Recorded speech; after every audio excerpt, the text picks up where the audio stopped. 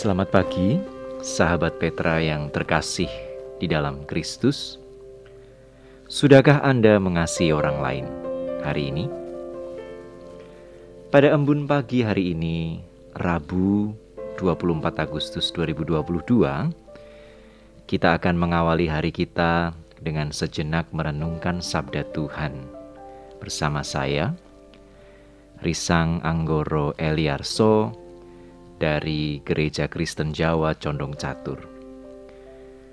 Adapun tema renungan kita pada pagi hari ini adalah kebenaran Kitab Kejadian yang didasarkan pada sabda Tuhan dalam Kejadian pasal 1 ayat 9 sampai dengan 10.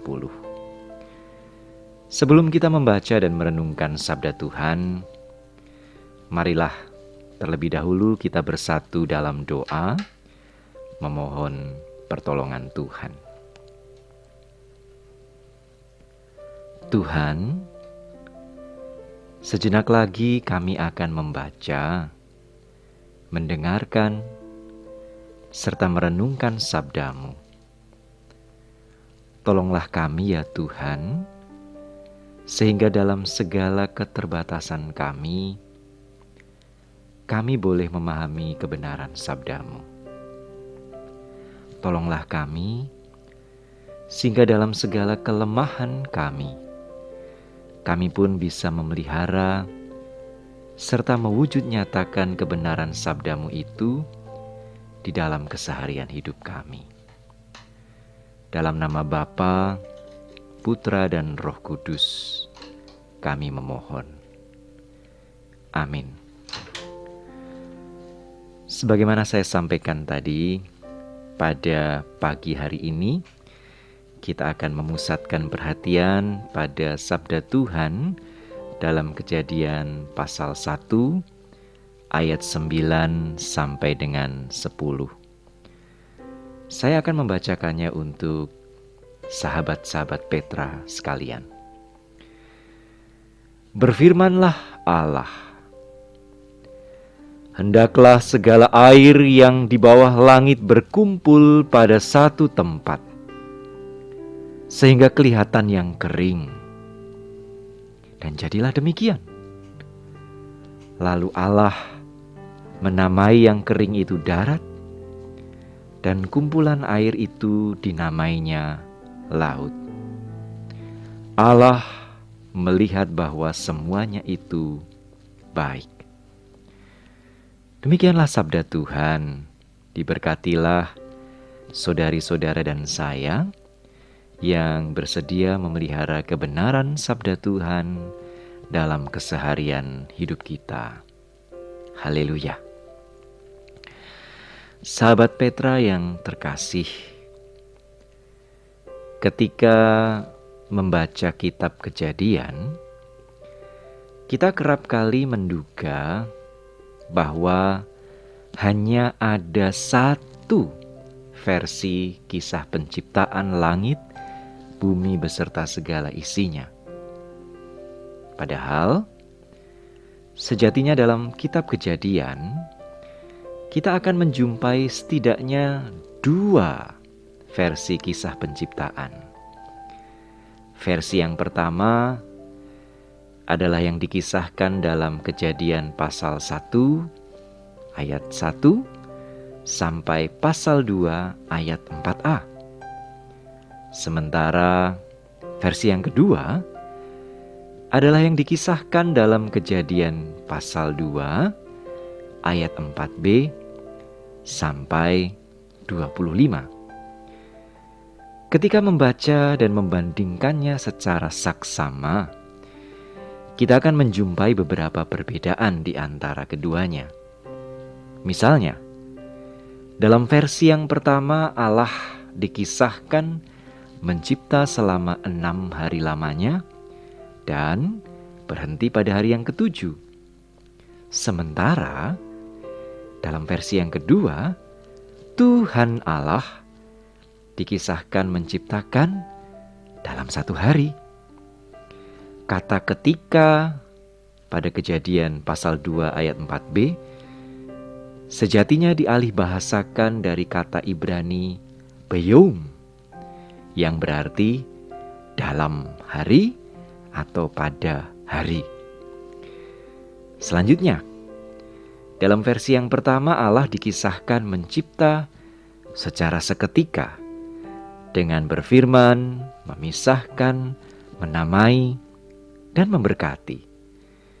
Sedangkan dalam versi yang kedua, Tuhan Allah dikisahkan mencipta secara prosesual dengan membentuk, menghembuskan nafas hidup, membuat, menumbuhkan, mengambil, menempatkan, membangun, dan lain sebagainya. Di samping itu, dalam versi yang pertama Allah dikisahkan menciptakan manusia, laki-laki dan perempuan, secara serentak pada hari yang ke-6. Adapun dalam versi yang kedua, Tuhan Allah dikisahkan menciptakan manusia laki-laki sebelum Ia menciptakan Taman Eden, binatang hutan, dan burung di udara.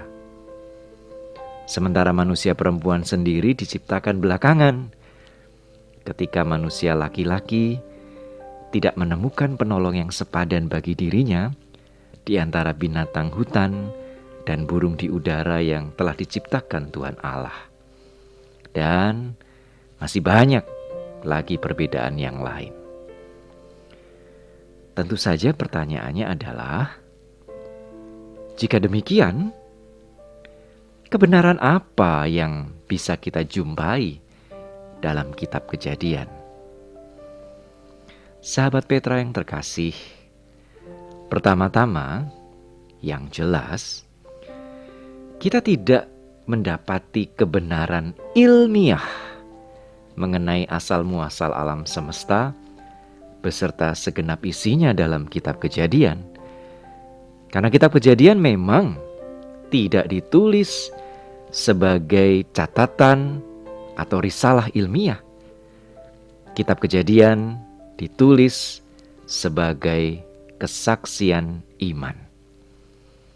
Oleh sebab itu kita tidak perlu membenturkan kisah penciptaan baik versi yang pertama maupun yang kedua dalam kitab Kejadian dengan misalnya teori-teori ilmiah seperti teori dentuman besar, Big Bang, atau teori evolusi.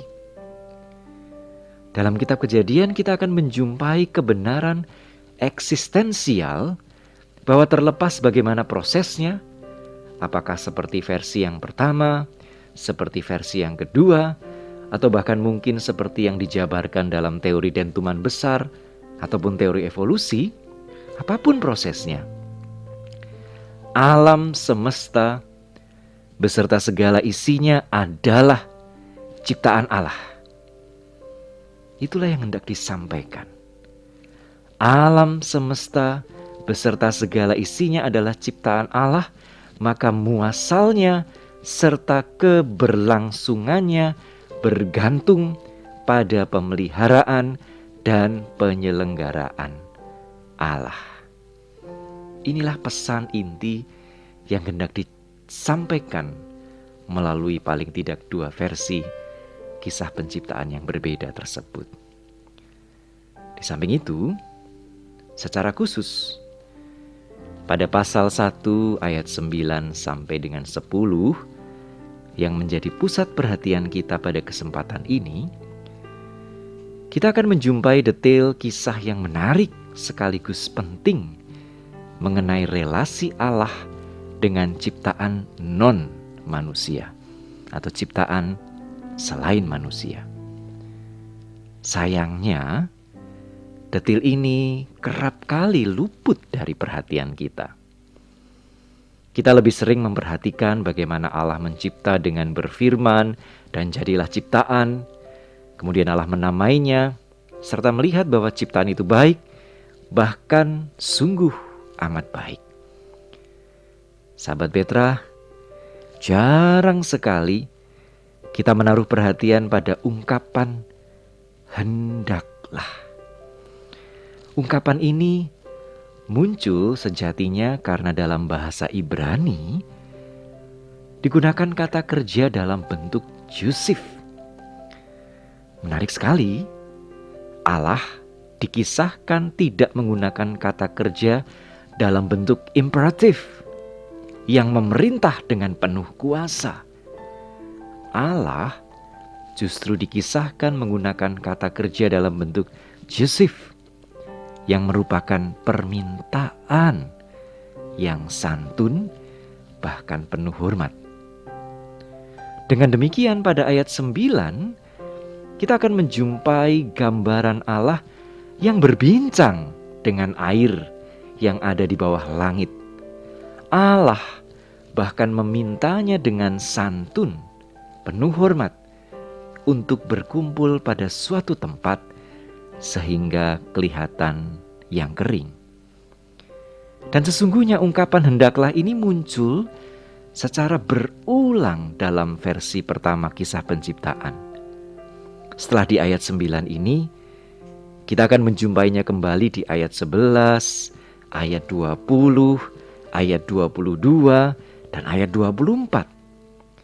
Dengan demikian, Allah dikisahkan berulang kali berbincang dan meminta ciptaan non-manusia atau ciptaan selain manusia untuk turut serta dalam proses penciptaan. Dan Allah memintanya dengan ungkapan yang santun bahkan penuh hormat. Hal ini, sahabat Petra, menunjukkan penghargaan Allah kepada ciptaan selain manusia. Dalam versi pertama kisah penciptaan, Allah tidak sekadar dikisahkan memuliakan manusia sebagai ciptaannya yang terakhir.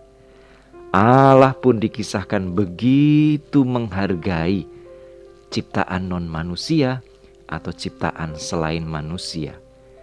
Bahkan Allah berkenan untuk melibatkan mereka dalam proses penciptaan. Sahabat Petra yang terkasih, saat ini manusia tengah diperhadapkan pada krisis iklim dan berbagai rupa krisis ekologi yang lain. Dan salah satu akar permasalahannya adalah karena kita kehilangan penghargaan, apalagi penghormatan kepada alam dan segenap ciptaan selain manusia. Kita melihat dan memperlakukan alam dan segenap ciptaan selain manusia hanya sebagai sumber daya atau bahkan komoditas yang bisa kita gunakan, kita eksploitasi habis-habisan untuk kenyamanan dan keuntungan kita. Dan respon yang memadai terhadap krisis iklim serta berbagai rupa krisis ekologi yang lain membutuhkan sekali suatu sikap batin yang lebih menghargai, lebih menghormati alam dan segenap ciptaan selain manusia. Sikap batin yang meneladani sikap Allah sendiri, sebagaimana yang dikisahkan dalam versi pertama kisah penciptaan kitab Kejadian. Dengan demikian, menurut hemat saya, pertanyaan, sudahkah Anda mengasihi orang lain hari ini? Sejatinya perlu diperluas menjadi, sudahkah Anda mengasihi segenap ciptaan Allah hari ini? Ingatlah bahwa dalam Injil Markus pasal 16 ayat 15, Tuhan Yesus Kristus memberikan amanat agung yang mencakup segenap ciptaan. Ia bersabda, "Pergilah ke seluruh dunia, beritakanlah Injil kepada segala makhluk." Maka marilah kita lebih mengasihi segenap ciptaan Allah, sehingga kiranya semua makhluk, segenap ciptaan Allah boleh berbahagia. Amin. Saat ini, marilah kita kembali bersatu di dalam doa. Terima kasih Tuhan, sabda-Mu hari ini mengingatkan kami bahwa kami dipanggil untuk lebih menghargai, lebih menghormati, dan lebih merawat alam beserta segenap ciptaan-Mu. Kami dipanggil untuk memberitakan kabar sukacita, bukan hanya kepada sesama kami manusia, tetapi kepada segala makhluk ciptaan-Mu. Maka tolonglah kami untuk dapat mewujud nyatakan panggilan-Mu ini, ya Tuhan.